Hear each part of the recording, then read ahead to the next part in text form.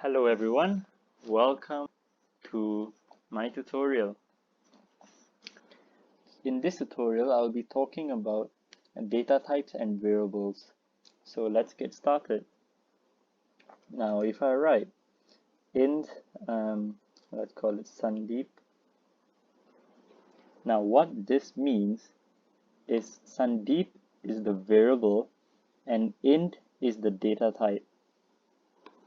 So we will always want to store values inside the variable. So since the data type is an int, we can only store integer values in this variable. So let's just store 5. And if we print that out,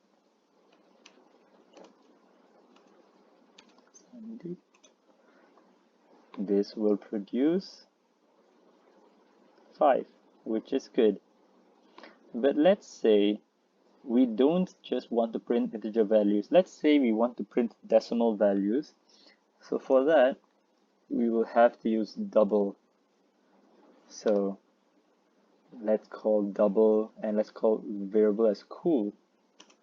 So cool equals to 9.2. And then we can just print that out. Cool.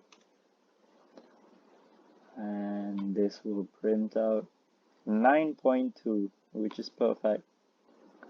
Now, let's try to print out characters and strings.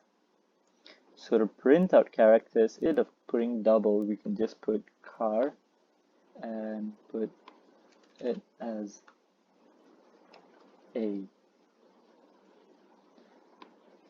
So for car, it can only store characters, and these characters must be in single quotation marks.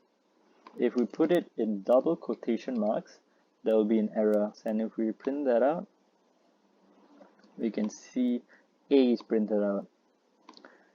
And if we want to print out a string of characters, we can just put string,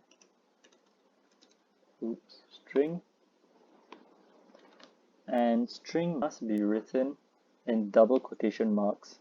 So let's just put hello everyone and print that out. Hello everyone is produced. And I just want to say one more thing. Instead of using print line and the output will always be on a different line,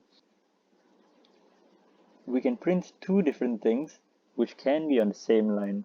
So it'll be system.out.print, and let's just say hello.